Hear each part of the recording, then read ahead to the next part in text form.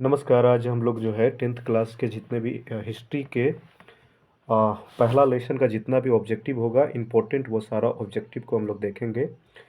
तो हमारे पास है यूरोप में राष्ट्रवाद, पहला चैप्टर है हिस्ट्री का 10th क्लास।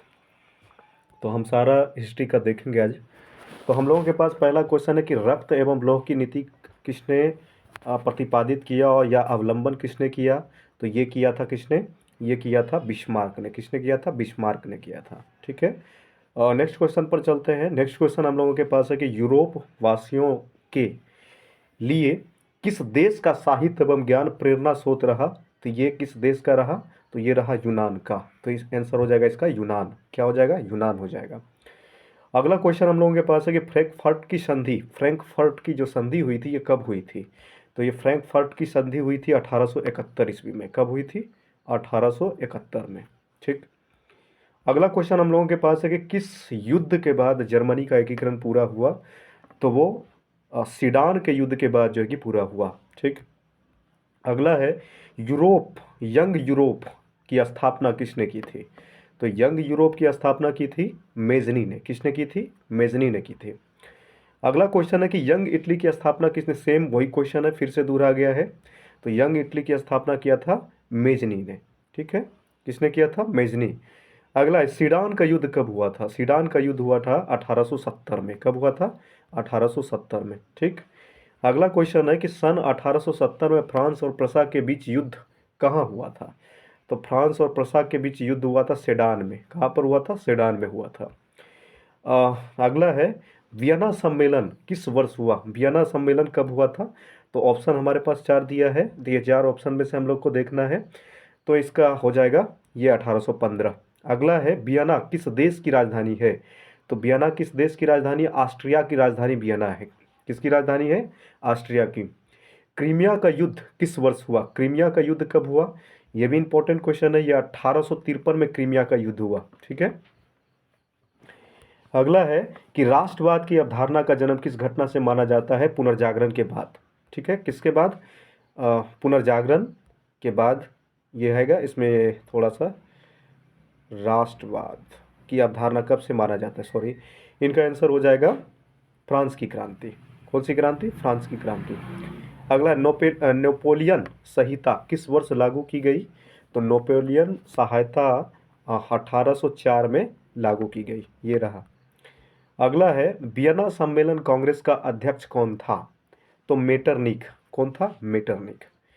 अगला है मेटरनिक व्यवस्था का उद्देश्य क्या था। पुरातन व्यवस्था की पुनर्स्थापना करना। अगला है 16 नंबर क्वेश्चन, काउंट काबूर की मृत्यु किस वर्ष हुई। तो 1861 में इसका मृत्यु हो गया। नेक्स्ट क्वेश्चन है कि इटली और जर्मनी के एकीकरण का विरोधी कौन था। तो इटली और जर्मनी के एकीकरण का विरोधी ऑस्ट्रिया था। ये जर्मनी का एकीकरण किस वर्ष हुआ। तो जर्मनी का एकीकरण 1871 में हुआ। कब हुआ? 1871 में। अगला है लाल कुर्ती का गठन किसने किया था। तो लाल कुर्ती का गठन किया था गैरीवाल्डी।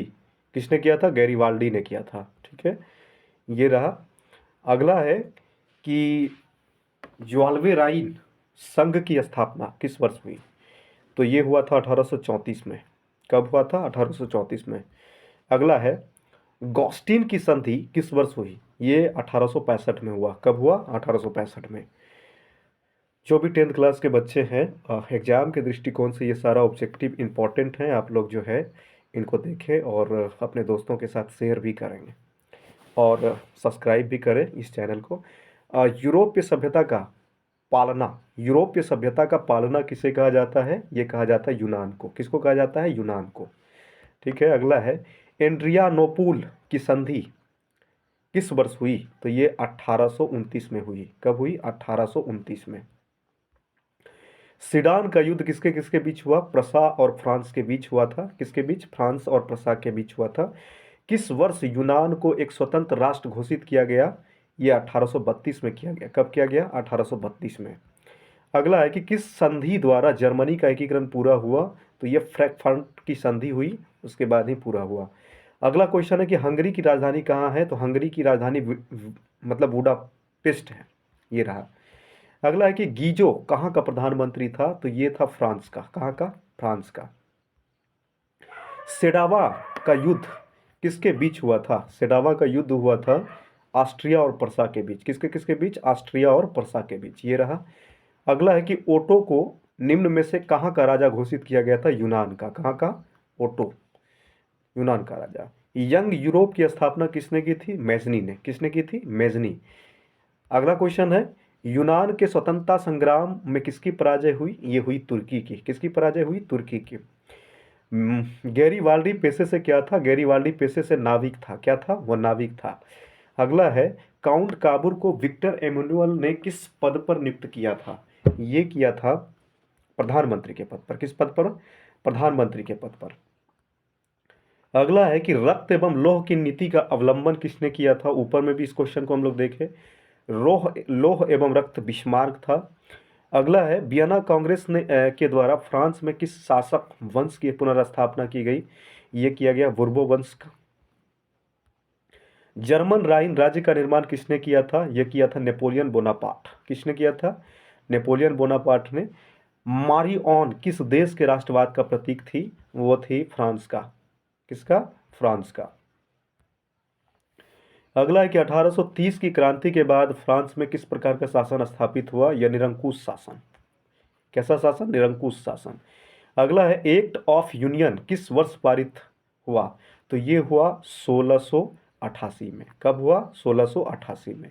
तो ये 10th क्लास का हिस्ट्री का पहला चैप्टर राष्ट्रवाद से ऑब्जेक्टिव था। आप लोग इसको लाइक करें, अपने दोस्तों के बीच शेयर करें। जय हिंद।